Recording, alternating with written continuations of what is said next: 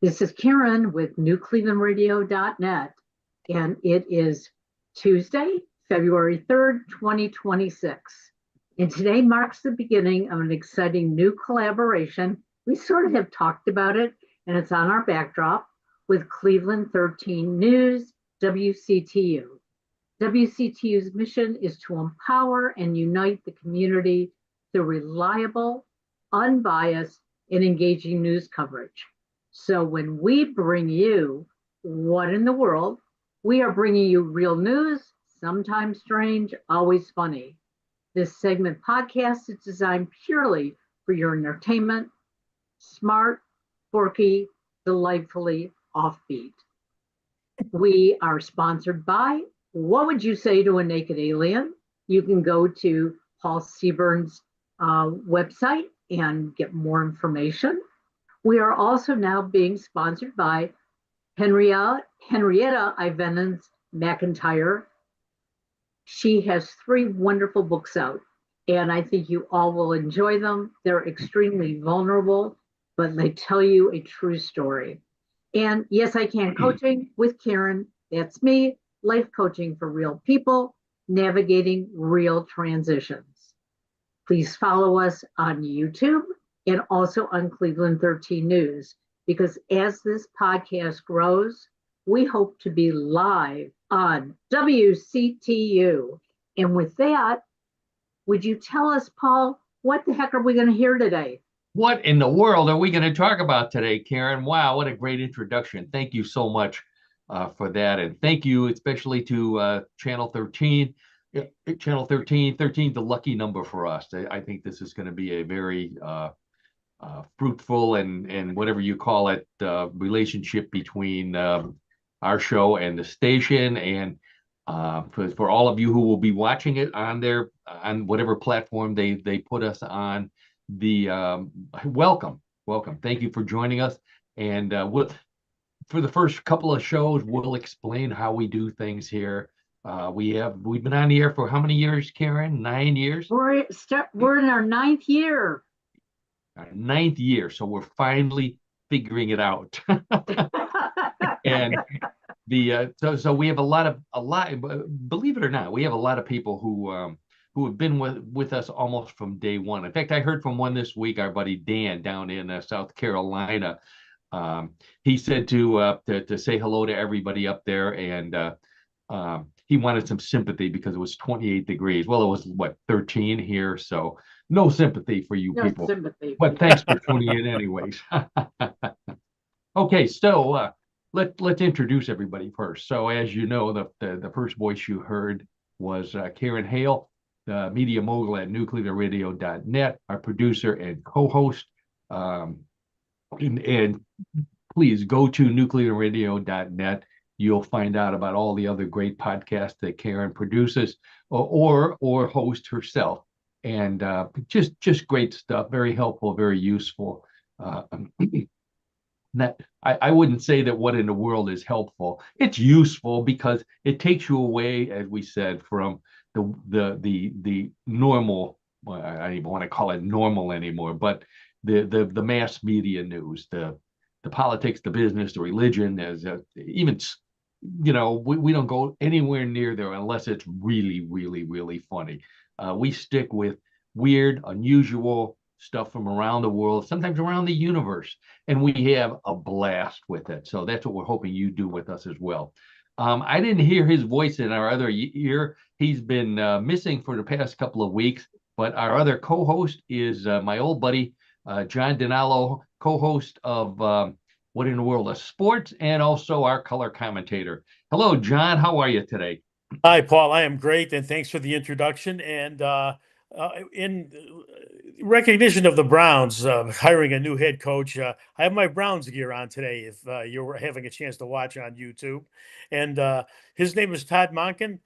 He's going to turn 60 on Thursday, but let's wish him the best and hope that he can start to get this franchise going in the right direction. No kidding. That's right. I thought it was interesting, since you did mention football, the Pro Bowl or whatever the Pro Bowl is nowadays I think it was played yesterday. And Pro Bowl games, Paul, is what they are. It's a yeah, variety the of activities flag and football and all that flag nonsense. football and so forth. Yes, exactly. So two of the starting quarterbacks of the Browns played or on the Pro Bowl. Shedeur Sanders, who just was named as an alternate, and Joe Flacco, who started the season with the Browns and was also named as an alternate. What a Well, bizarro sports it, world we live in. it is interesting, and here's a chance for you to continue to watch them if you choose to watch the game. So, If you choose to watch the game, that's right. If you lose a bet. yeah, right, exactly. Okay, all right. Well, let's Very talk good. about what's going on in the world in the world of weird and what we're going to talk about today. Let's see. We've got you know how much we love to talk about food. So we've got a sweet but strange pizza from Japan, where a lot of weird food comes from. In England, the chips are swimming with the fish. We'll find out about that. It's a very interesting story. The world's most painful shoes. It's a combination between a American shoe company and I think one from Scandinavia, and the people who love them. People actually love these really painful shoes. We'll talk about that. A smart road runner. Oh, this was a very popular story this week, and it's coming up next week, I believe. Some Valentine's Day gift ideas. So get your notepad out. You know, if you're tired of giving the same old uh, big giant box of heart-shaped box of candy from Walgreens that you bought at the last minute, we'll help you out. We've got some more weird some more odd news. We've got world records. We love world records. We've got some good world records this week. Trivia, of course. Strange John's got a strange sport for us this week. And then before we go, we play everybody's favorite weird news game, Bluff the co-host. Oh, the world loves Bluff the co-host. So you need to stick around for that. But let's start off with welcoming John back. As I mentioned, he's on assignment in a in a place he thought would be warm, but it turns out that it's also 28 where he's in. That is true. We were definitely fooled by this. Yes, we're in a cold zone right now. We'll leave it at There you that. go. Yeah, I hope. Watch out for the frozen iguanas. Have you seen any frozen iguanas? That's the I coolest. have not though, but where we're at, the little geckos have kind of gone away because it's too cold, so they're Yeah, underground yeah. right now. We haven't seen them for the last several days. Well, if you see a frozen iguana, you have to get it and put it in your freezer and bring it back to us. You know, wrap it. Okay, all right. We'll try to do that. Right. So we said we mentioned when John was leaving that John's going to be he is on assignment. He's working hard down there. People say, well, what is he doing? And well, let's take a look at some photos of what he's doing. Let's see. There we go. We've got so I mentioned photos.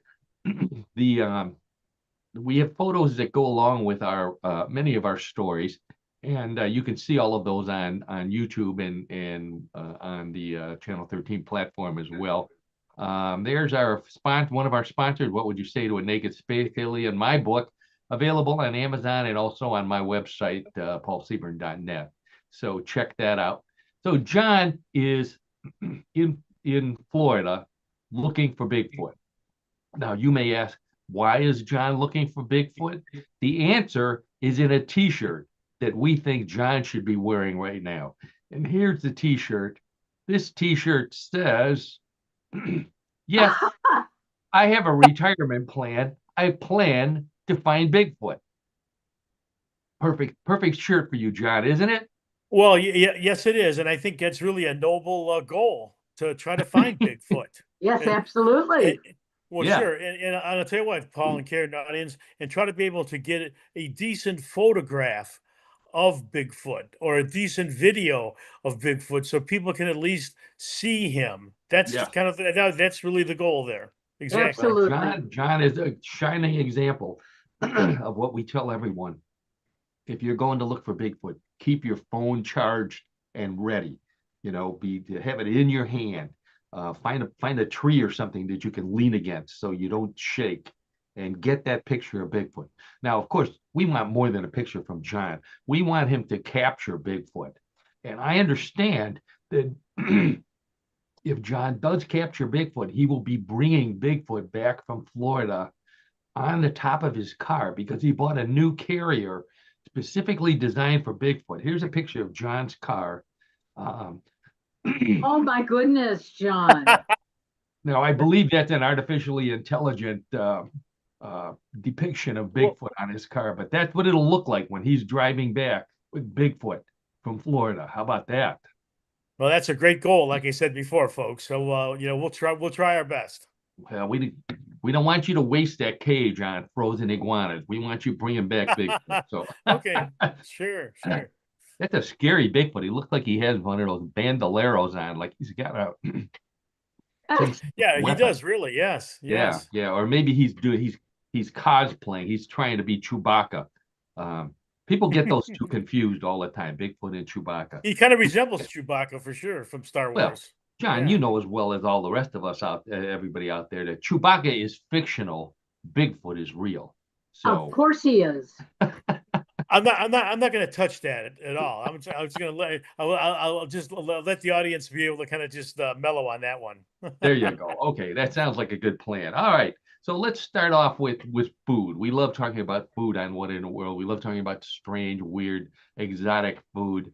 That you think, who eats this kind of stuff? That's the question we ask when we put these stories up. So here's the first one. This one's from the home of strange food, Japan. Now, I'm a fan of Kit Kat bars. John, do you like Kit Kat bars? Love Kit Kat bars. One of my favorite, Paul. Almost as good as the Reese's peanut butter cup. But Yeah. big fan of Oh. How Kit about Kat. you, Karen? You like Yeah. Kit Kats? Well, to some degree. I like the original. I don't like all the new flavors. You're right Okay, on sure. track there, Karen. You're right on Right. track with this story here. I like Kit Kat bars. Again, I agree with John. They're not as good as Reese's peanut butter cup. But the thing that I like about them is that you can break them into 4 equal pieces. There's no other candy bar that you can do that I can think of, and not get chocolate all over your shirt. And I don't want chocolate all over my shirt because then I'll look like John. And I don't want. Oh, wait a minute now. Hey, what do you mean look like me? I don't know. I don't know about that. I'm not sure. I'm not clear on why that, you Paul. wear those brown shirts, John. So yeah. So, anyways, Kit Kat was originated in England. I didn't know this. I just mentioned it because it's so popular in Japan, but it was originated in England. But what happens in Japan, we've talked about this before, they take a successful product and then they mess with it. And that's what they did with the Kit Kat. And wait till you hear this. So this comes from Pizza Hut in Japan, their own version of Pizza Hut. Last year, they unveiled something called the Handy Melt. Now, a Handy Melt is a one-handed pizza.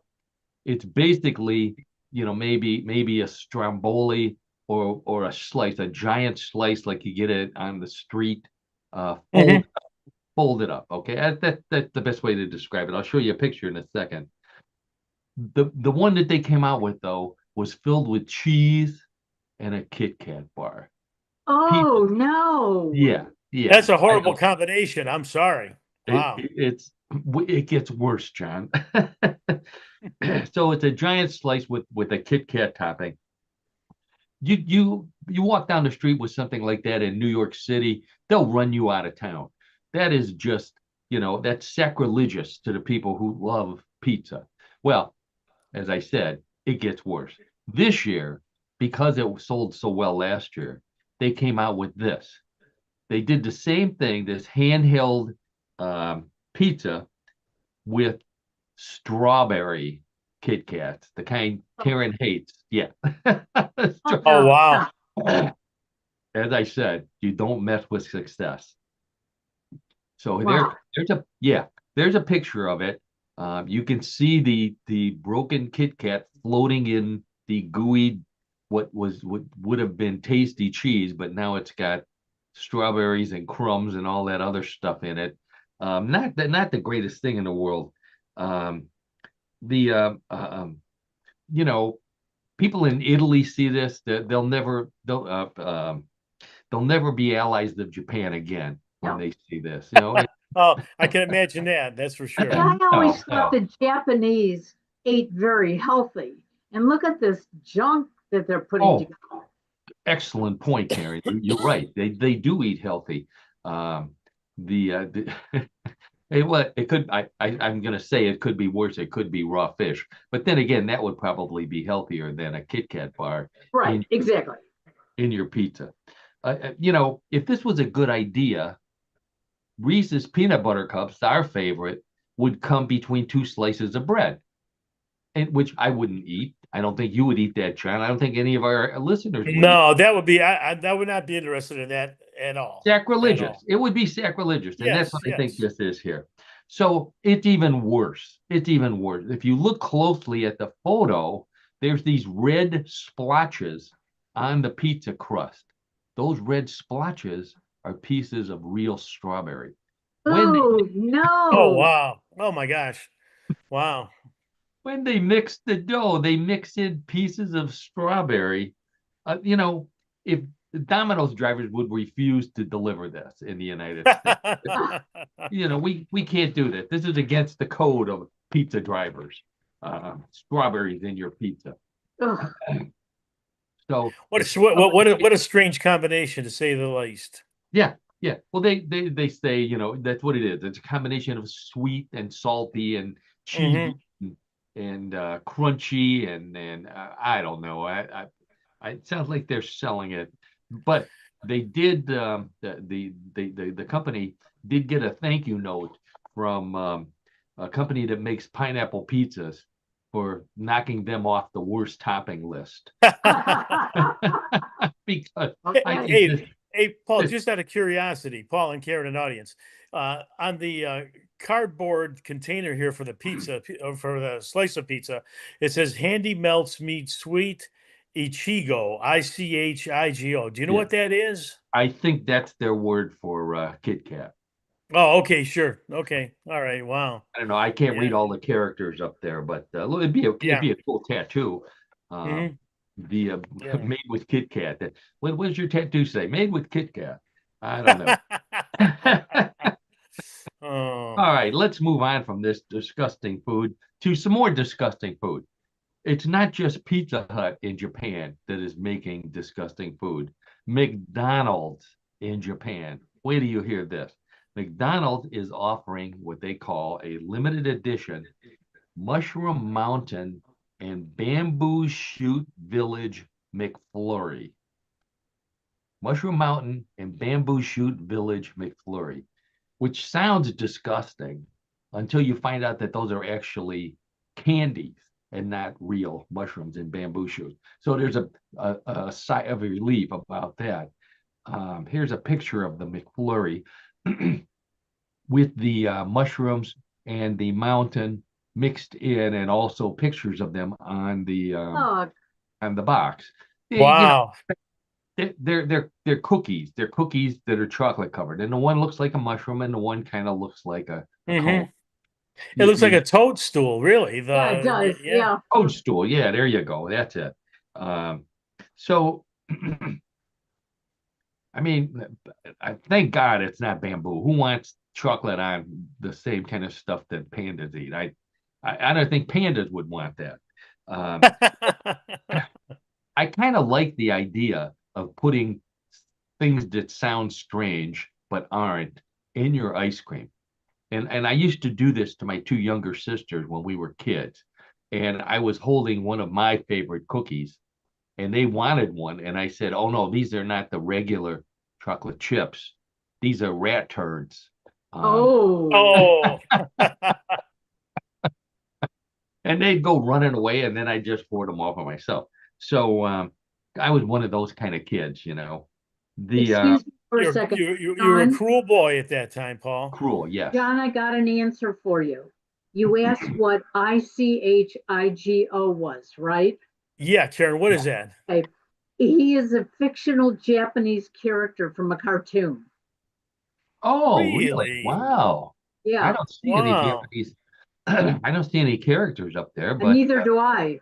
no. But when you Google it, that's what it comes up as. Well, yeah, and you got to trust Google. Of course. Oh, thanks for doing the research in it, Karen. Wow. Absolutely. Yeah. This McFlurry's been out for a few weeks, but there's no reviews on how it tastes because all the McFlurry machines are down in Japan, just like they are every place else. Oh, that's a good point, Paul. Oh, but the idea is spreading. There's a head shop in Colorado who stole the idea, and they're selling ice cream mixed with magic mushrooms. Oh Cream God. mixed with magic mushrooms for a real Rocky Mountain High. Oh, okay. Yeah. I think that's a good idea. Mixing things in ice cream. We didn't do this when we were kids. This is a recent thing, mixing things in ice cream. It's been, I can remember when we lived in Houston, there was a place called the Marble Slab, and they would take ice cream and bust up cookies or candy bars and kind of smush them together and put them in a bowl. I think that's where this McFlurry originated. But when we were kids, what'd you get? Chocolate and vanilla. Or strawberry. Right? Well, if you wanted variety, yeah. You Yeah. got Neapolitan, which was well, yeah, sure. vanilla and so, but they weren't mixed together. That would be sacrilegious. My favorite word of the day. You kept them separate, and that way, the people who like strawberry, like Karen, would pretty much get the whole thing because there weren't too many people who liked the strawberry. At the birthday party, you wanted chocolate or you wanted vanilla. Neapolitan, you would think, John, that came from where? France. If it's named for Napoleon, right? That's kind of what I thought. Okay, we'll erase this section and then we'll do it over again here. You, as an Italian, would think that Neapolitan comes from Naples. Naples. There we go. It turns out, though, that it comes from Prussia. Not even a long time ago, some Prussian czar decided he wanted to take a spoon of ice cream and get like many different flavors at the same time. So they made him 12-layer ice cream. That's where the Neapolitan came from. But he had all kind of stuff in there. He had nuts, he had fruit, he had nuts and bolts and screws, he had grass. I don't know. He had all kinds of stuff in there. Wow.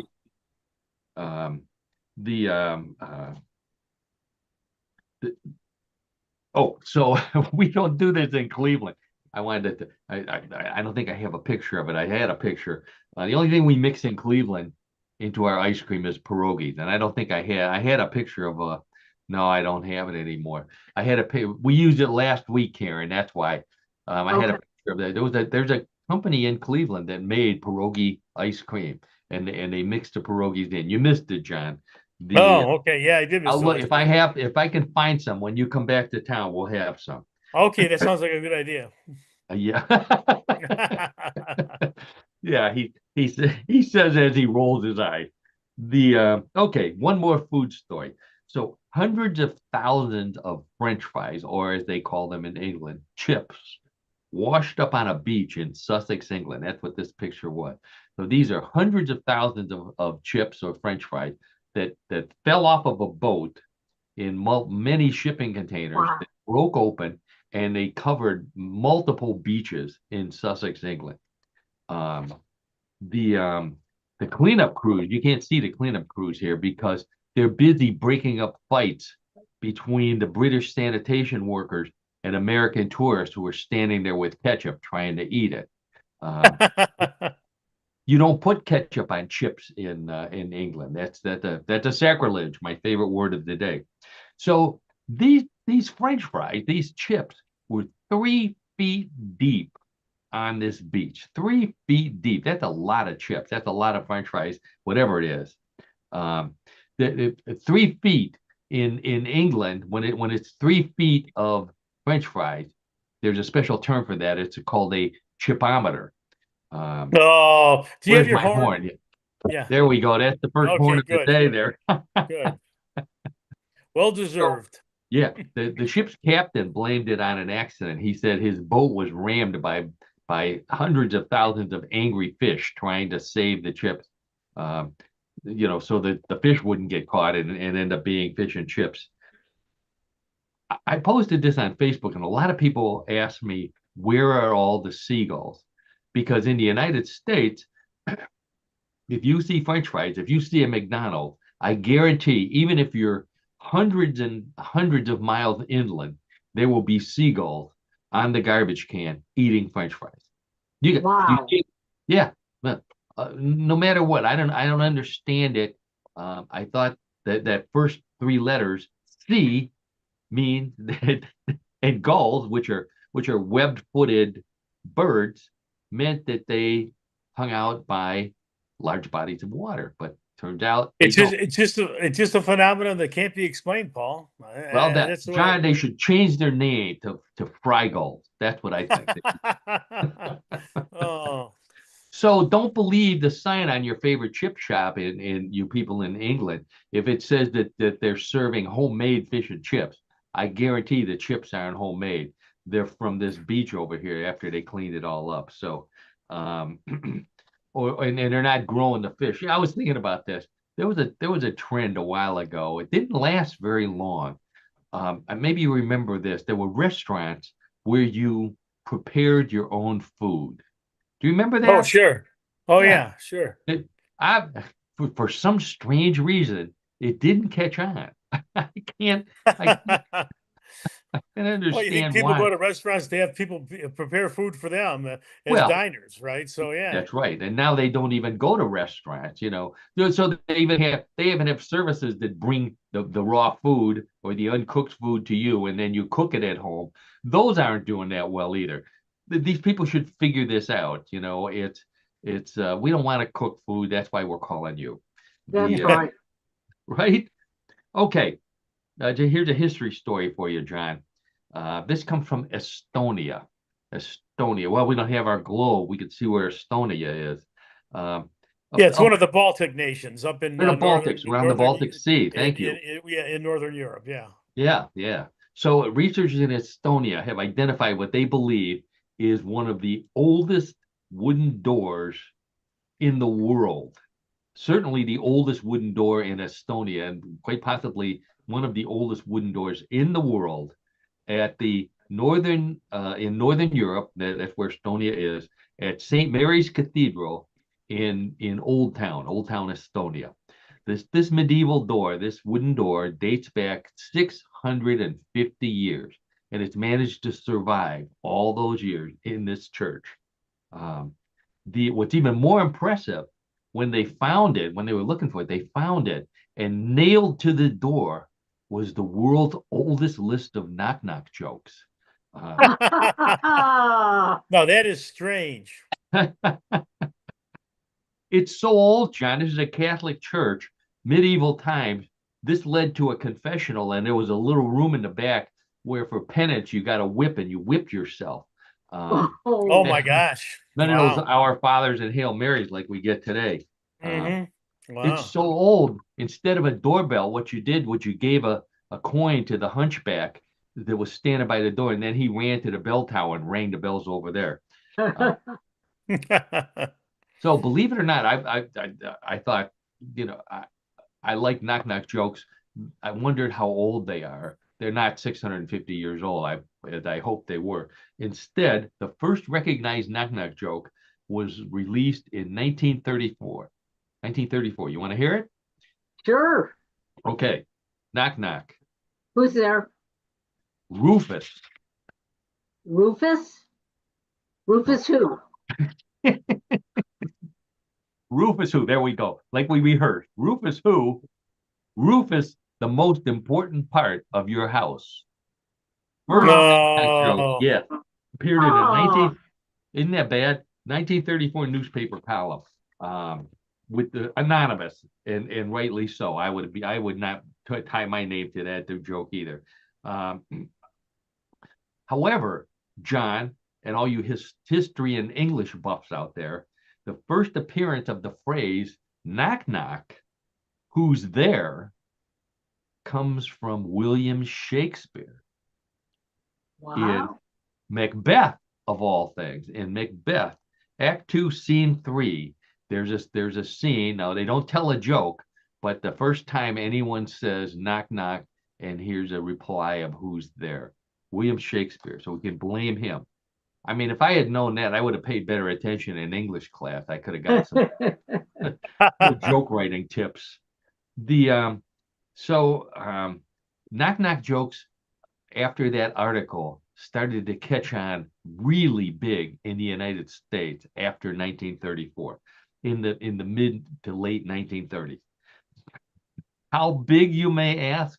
There's records of cities across the country forming knock-knock clubs where people would get together and they would bring new knock-knock jokes and they'd tell them to each other. And they'd laugh and laugh and laugh. What else were they going to do? There was no alcohol because it was prohibition.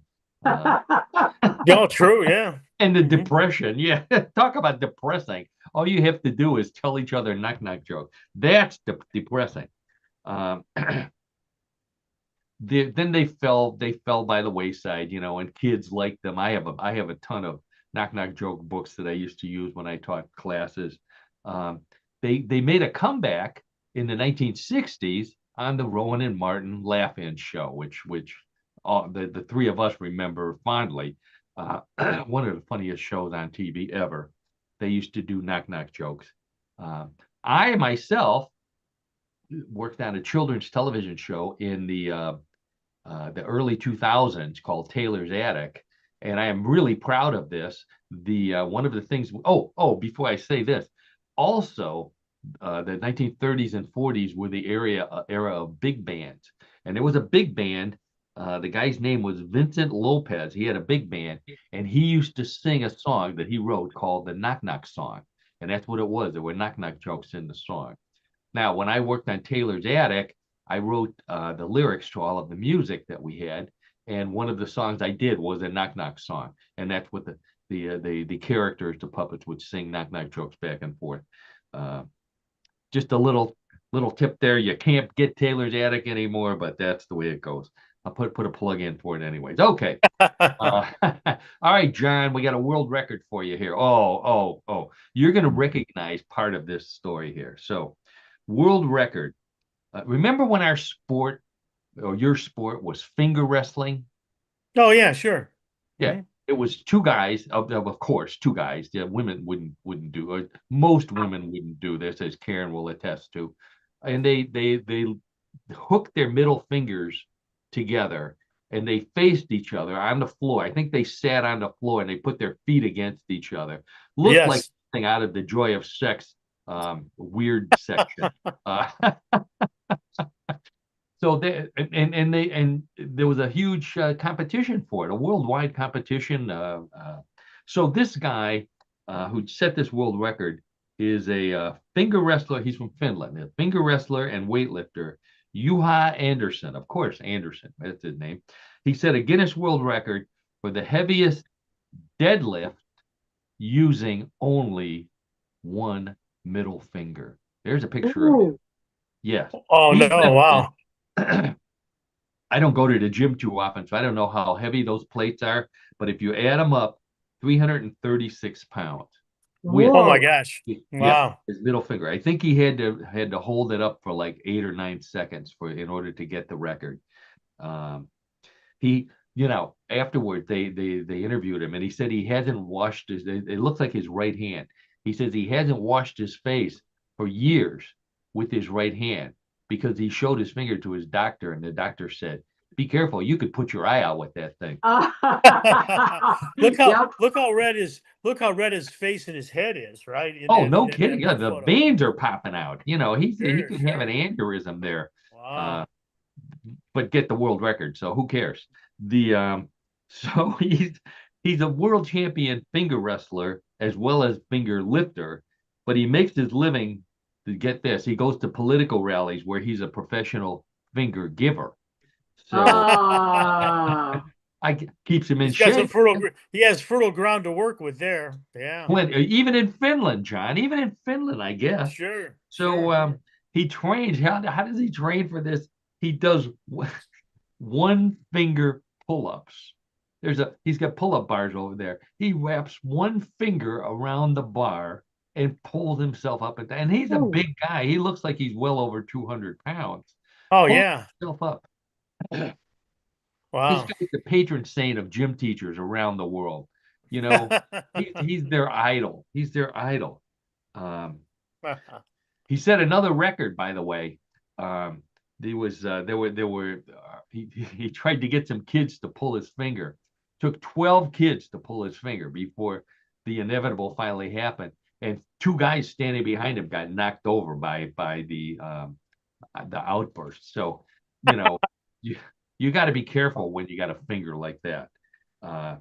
300 pounds. He probably has trouble getting dates. I was thinking about this because he goes on a date. He goes with a nice lady that he just met, and he goes to open the door, and he opens the door with his middle finger because that's his most powerful finger, maybe to impress her with his strength. And she looks at that and she says, "I'm not that kind of girl."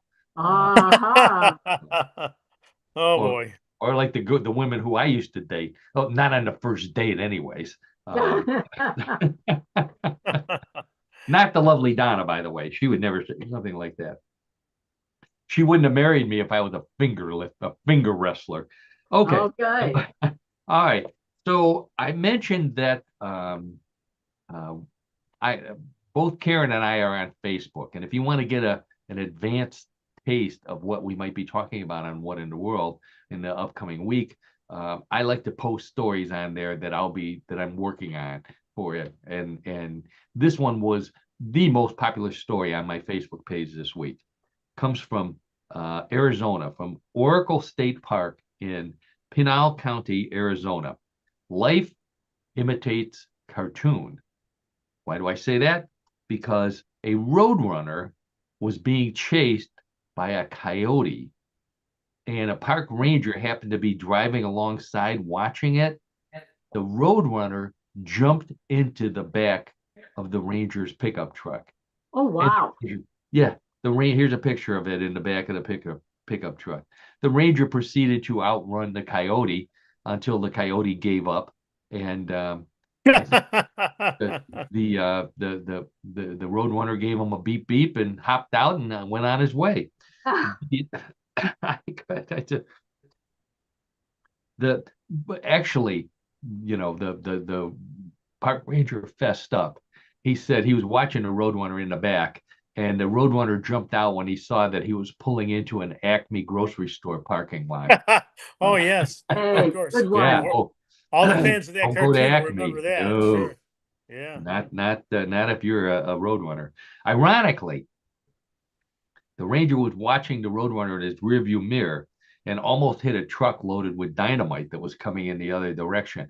And boy, the coyote was waiting for that to happen, like he actually arranged it. Uh, so, but after this, the park ranger thought it was cool, but then he drives over a little further and he sees a bald hunter chasing a talking rabbit, and he decided he better pull over and rest because now he wasn't sure if that was real or not. Uh, this story, by the way, and I'll put a plug in for sending us stories. This story came from Marion G. Marion's a longtime listener and a longtime contributor to the show. She likes to send me weird stories on Facebook, and we try to use them as much as we can. She's pretty good. She's got a good eye. So thank you, Marion, for that as well. And everybody else, if you want, send them to me on Facebook, send them to Karen on newclevelandradio.net, and we'll be happy to see if we can get them. We'll mention your name. First names only. We don't want you to get in trouble.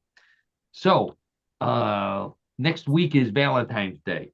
So time to get if you haven't bought your gift yet, or your candy, or your lingerie, or whatever it is you buy for your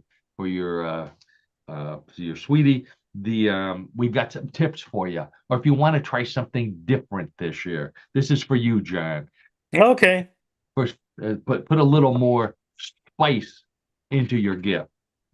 I just ruined it there. Costco, that's where you get this. Costco is selling a spam variety gift set. Spam variety gift set. Oh, 9 containers of Spam, and sauce, different kinds of sauce. And although this picture doesn't have it, it might be on the back, a slicer so you don't cut your finger while you're slicing. A slicer specifically designed to slice Spam. I didn't know there was such a thing. This is the perfect Neither gift. did I. Wow. Yeah, yeah. With the slicer, it's the perfect gift for the guy who has everything, but he's willing to risk a fingertip for his Spam addiction. Although they look pretty safe, the slicers look pretty safe. You can find the Spam variety gift set at your local Costco store by following the long line, waiting for free samples of Spam.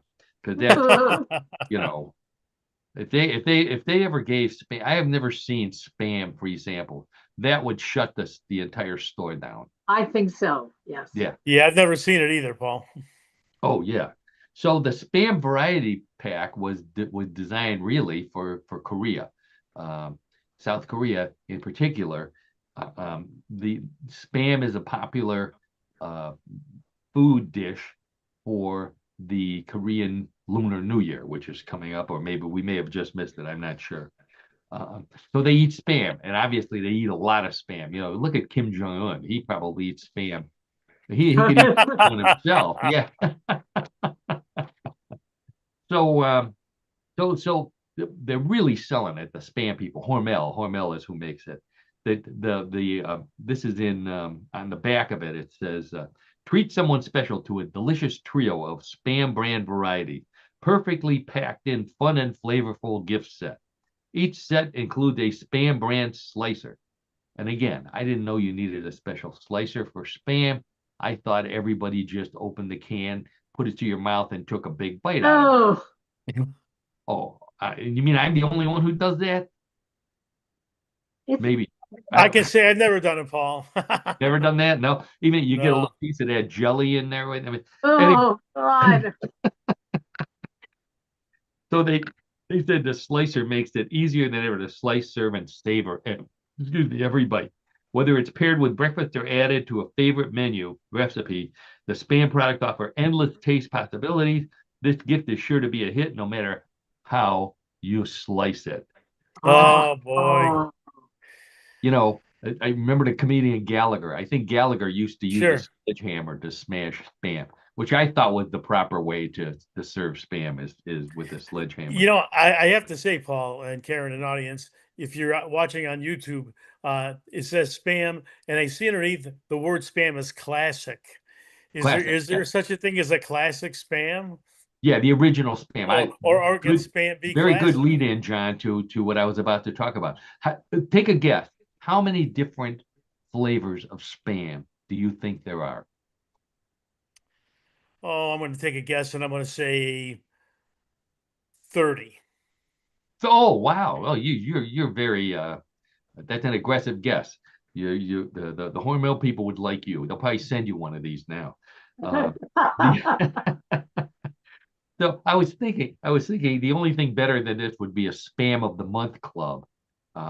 Oh boy. If they had 12 different kinds of Spam, turns out they have 15 different kinds of Spam besides classic.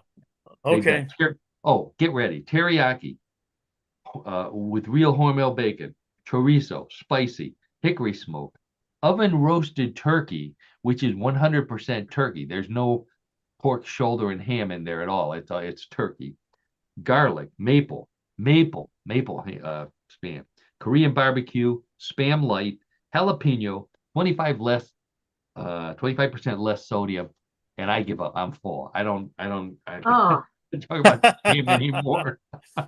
sorry, none of it sounds good.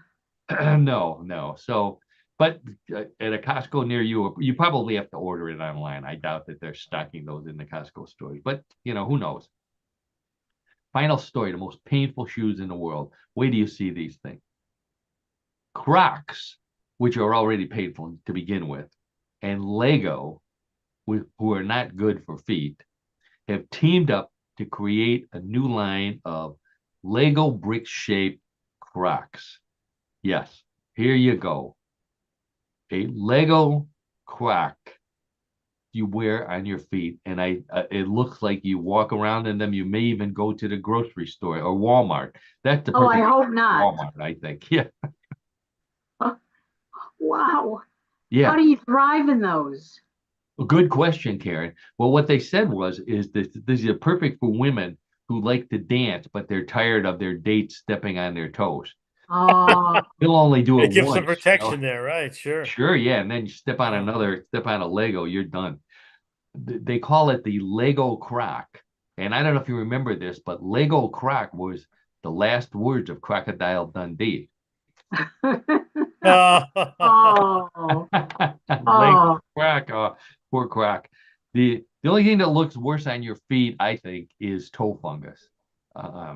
This is our friend Bill Z, the podiatrist. He loved these things. He would get, he'd give them to all of his customers, and because he knew they'd be back in a week or so with foot problems. Only comes in bright red. And I was trying to figure out why bright red. Probably to hide the blood from Probably. Yep. the. So guess how much they cost, John and Karen and everybody out there. I'm not going to ask how much you would pay because I know the answer. How much would they cost?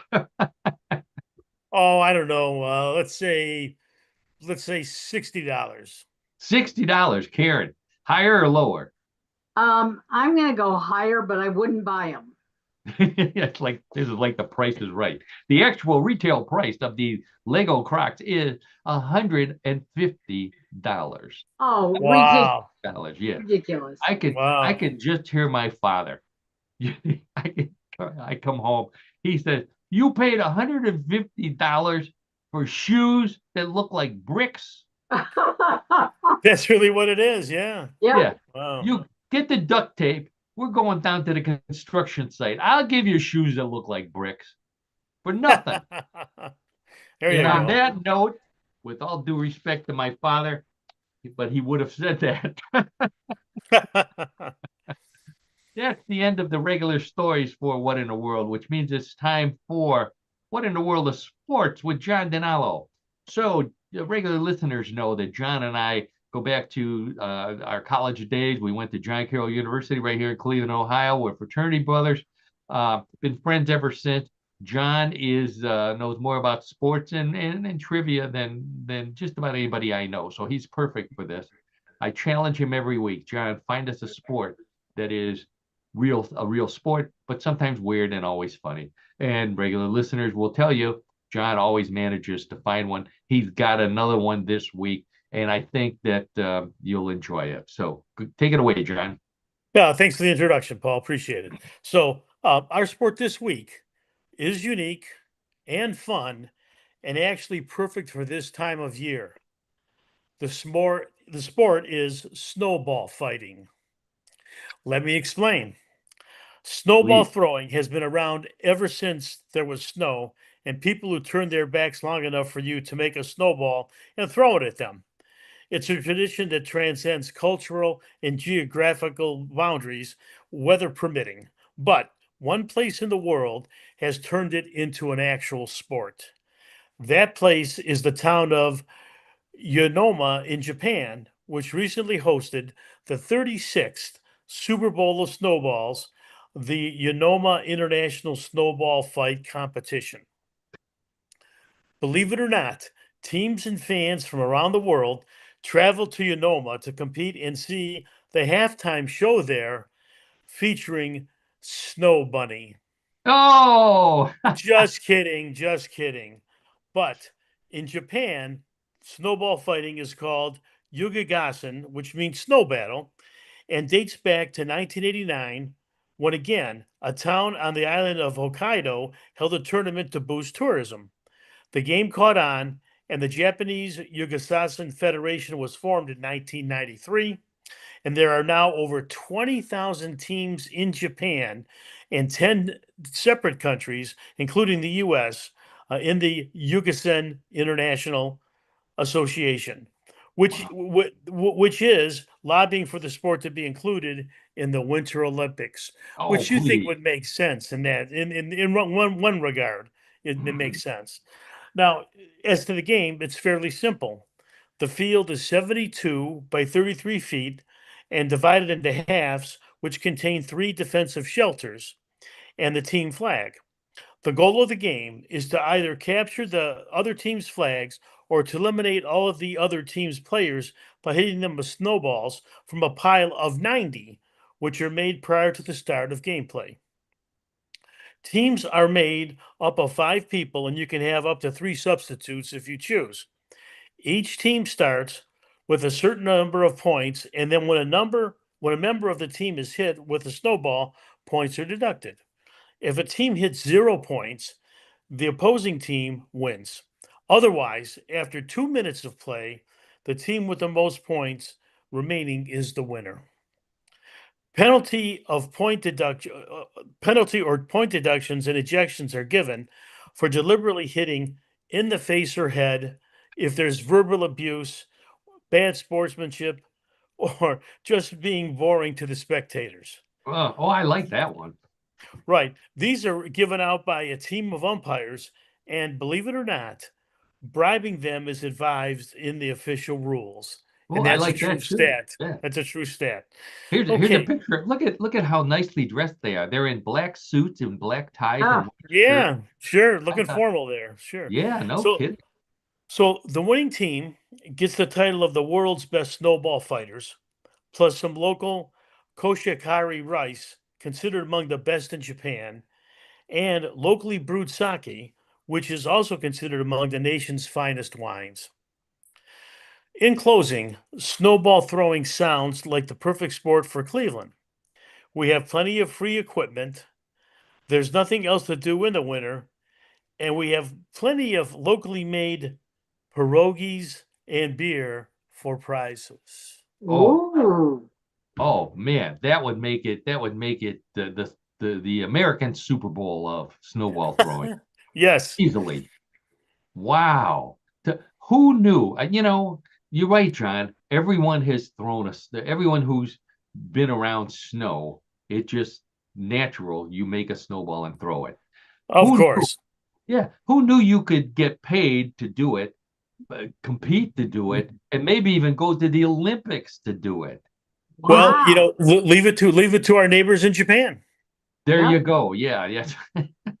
So they're not always just making pizza out of Kit Kat. They're also coming up with weird new sports as well. They could rival England for the number of weird sports that have appeared on One in the World. Yes. Right? Yes, they could. So, I was thinking, you know, again, as a sport, you know, as a fun thing to do when you're kids, as one thing, but as a sport, I didn't think I'd ever heard of professional snowball throwing.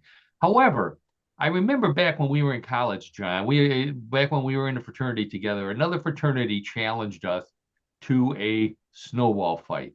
Do you remember that? I don't remember that. So you're gonna have to help. You're gonna have to help bring that back to light to me. Well, Sure. luckily I have some photographs and Good. an article from the Carroll News that describes it. So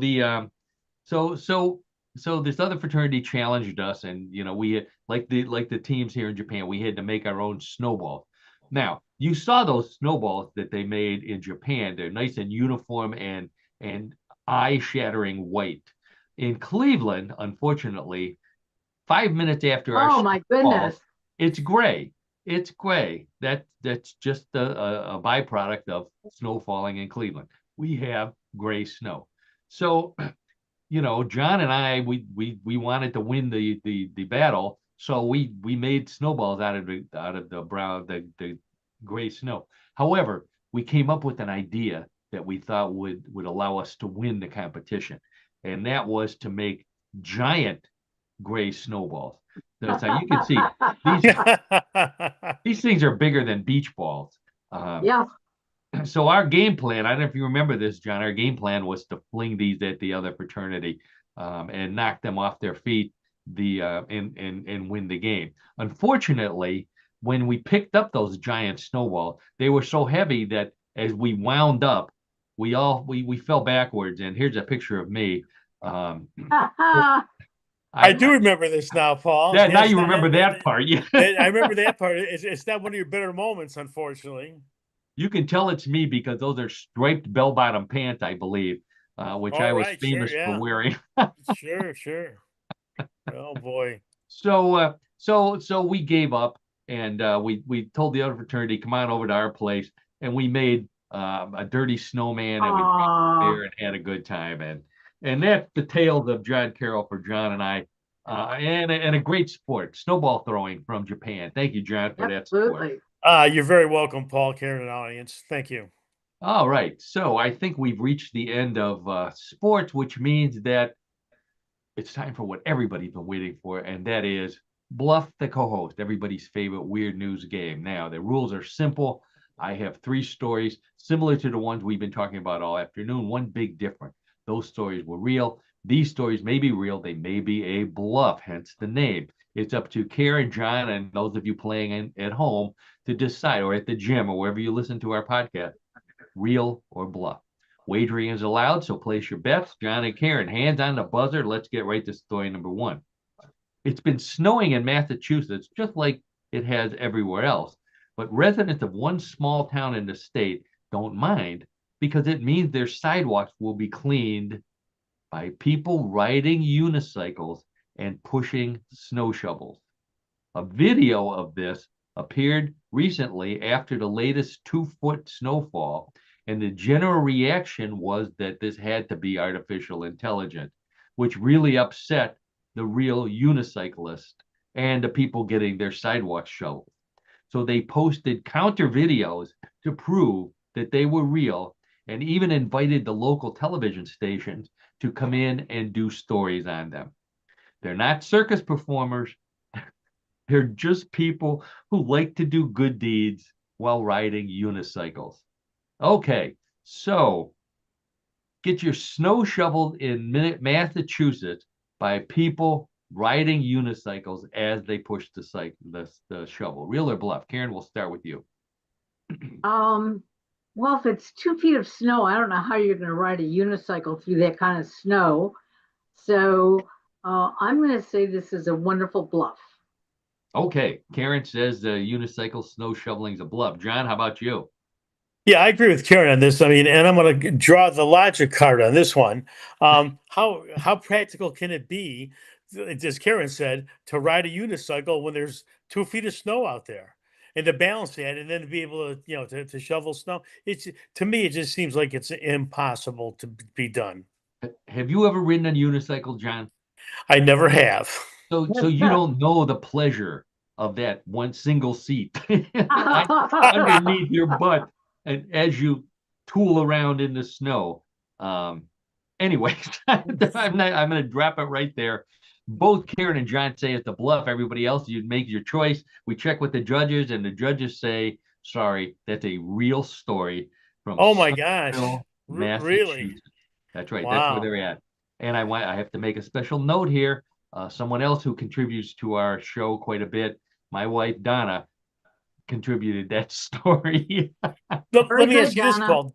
Yeah, good Pardon? job, Donna. Does this happen every year? Does this That is I this a don't yearly know. I don't occurrence? know. This Oh, is the wow. first time I've heard about it, John. So Okay, we sure. may Okay. be, who knows? By next year, there could be a league of unicycle snow shovelers challenging Could be a Cleveland. weird sport for us. Well, I'll have to look into it. Okay, so score 0-0. Let's get right to story number 2. If your clothes dryer isn't working and you have a load of wet clothes to dry, you're in luck. A new app called dryoutside.com will tell you if it's a good day to dry your clothes outside. All you do is enter your city name, and it will say things like, no, it's dark outside, or no, it's raining outside, or yes, excellent conditions. You can get a 7-day forecast for drying, and it will even provide a calculator to figure out how long it takes for different items to dry. For example, a t-shirt takes on average 7.8 hours to dry, while underwear is dry in 4.8 hours or less, if it's a thong. It also the site also gives tips on fabrics and different ways to dry. The only thing dryoutside.com won't do is hang the clothes for you. If you're in Cleveland, Dry Outside says the air is saturated today, so dry your clothes indoors. All right.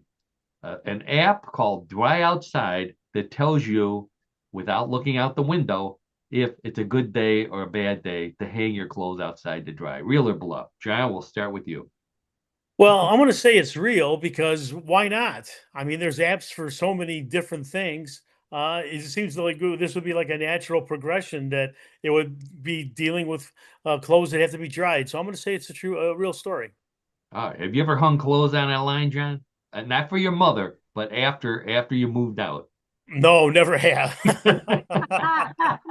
Living at home, that's another story. But yes, There you I'm go. gonna have There to you say go. Okay, no. so John says it's a real story. Karen, how about you? I think it's a bluff because hanging your clothes outside, there's too much pollution. So no, wouldn't do it. Oh, too much pollution. Are you in Cleveland or in general? In general, but definitely in Cleveland. Yeah. Okay, so Karen says that the app is a bluff. John says it's real. Check with the judges, and the judges say congratulations go to John. That is a real story and a Very real good, John. yeah. No, who would have thought that's true? But hey, anything's possible, I guess. There you go. No, I'll tell you what's impossible, and that is seeing John hanging clothes. Yeah. That's a good yes. That's a very good point. That's a very good point. Okay. All right. So John's ahead 1-0. But regular listeners know that points are doubled in round number 3. So Karen could come roaring back with the correct answer here. We all know by now that Punxsutawney Phil, the weather forecasting groundhog, predicted 6 more weeks of winter. But what did Mikey the mouse predict? Mikey, don't call him Mickey, is a weather mouse in Casper, Wyoming, who is rumored to have a better record than Phil. Mikey lives in a cage at the local TV station, and every February 2nd, a human weather forecaster opens the back door of the station and then opens Mikey's cage. If Mikey stays in his cage, it means 6 more weeks of winter. But if Mikey runs out the door, it means spring is just around the corner. Yes, it also means they have to get a new Mikey, but the station has a big budget from selling Mikey the Mouse Beats Punxsutawney Phil t-shirts. Okay, so to Casper, Wyoming, forget the groundhog. They have Mikey the Mouse, who they say does better than Phil, predicting whether we're going to have more winter or spring is around the corner. Real or bluff? Karen, we'll start with you. You said this is in Montana, correct? Montana, yeah. It's Oh, no, Casper, Wyoming. Casper, Oh, Wyoming. Wyoming. Okay. Wyoming. Well, yeah, probably some weird individuals there. So I'm going to say it's real. Wow, that's our apologies to the fine folks in Casper, Wyoming. Karen says that's a real story. John, how about you? Yeah, I think it's real too, and I kind of hope it's real because why does Punxsutawney Phil have to have a corner on predicting the weather? Why can't a mouse be able to predict the weather, or another animal for that matter? So Why can't you predict it? Well, Yeah, because there I'm you not go. very good at it, Karen. That's why. But I'm going to hope it's a real story and hope Mikey exists out there. Okay, so both John and Karen say that's a real story. Let's check with the judges, and the judges say, sorry to both of you, that is a bluff, but congratulations to John. He's the winner this week. I Oh, looked Karen, to Karen, I thought you said it was. Did you say it No, was real? I said it was real. Yeah. Karen said it Okay, was real. okay, Yeah, all Karen right, said it was okay, real. sure. I looked to make sure there's no forecasting mice. Cleveland, I think, has a beaver or a groundhog, something like that, as well. Bucky, I think they call them. One city has a squirrel. There's all kind of stuff. There's octopuses, but nobody has a mouse. Certainly Okay. not one that runs out the door every year. Oh And boy. on that note, congratulations to everybody out there who got maybe all 3 of them right. And that means that we've reached the end of another episode of What in the World. I want to thank Karen Hale, our producer, co-host, media mogul at newclevelandradio.net for all the things she does for our show and for all the great podcasts at newclevelandradio.net and soon to be on Channel 13. So please check them out. Check out her podcast on newclevelandradio.net. Check out ours there, and also very soon at Channel 13. Then I want to thank my old buddy John Dinalo, our co-host, color commentator, all-around good guy, puts up with me, as you can see, and keeps coming back because he wants to win that trophy for Bluff the co-host. And he's got the trophy goes to Florida this week. So Wow. Well, thanks, thanks, and Paul, for the kind words, and no flashcards for Annette and I, so that's good. We don't No. have to be studying this You week. So go good for us. look for some spare change in the couch, and maybe you can buy one of those Bigfoot sweatshirts. The Or we'll continue to look for some of the frozen iguanas. We'll do that and too. for frozen iguanas and Bigfoot, that's what we want you to bring back. So don't Sure. come back without it. And of course, last but not, we want to thank our sponsors as well. Too many, I can't remember them all. There's my book. There's a new author whose name I'll get eventually. She just go to the show notes. Go to the show notes. There Yeah. you go. Thank you. The show notes. Thank you to Channel 13 as well, and especially and most importantly, thank you to all of you who listen to our show, who watch our show on YouTube, listen to it while you're working out, whatever it is you do. We hope you have as much fun listening and watching as we have putting it together. That's the reason why we do it. That's why we're hoping that to open the world, or at least the greater Cleveland area, to put in the world through Channel 13. So we're really, really, really looking forward to that. And on that note, I believe I am done for the week. It's still cold outside. It's supposed to be cold next week. Yeah, So what, it is. Cleveland? Yeah. Take care, everyone. Have a good week, everyone, too.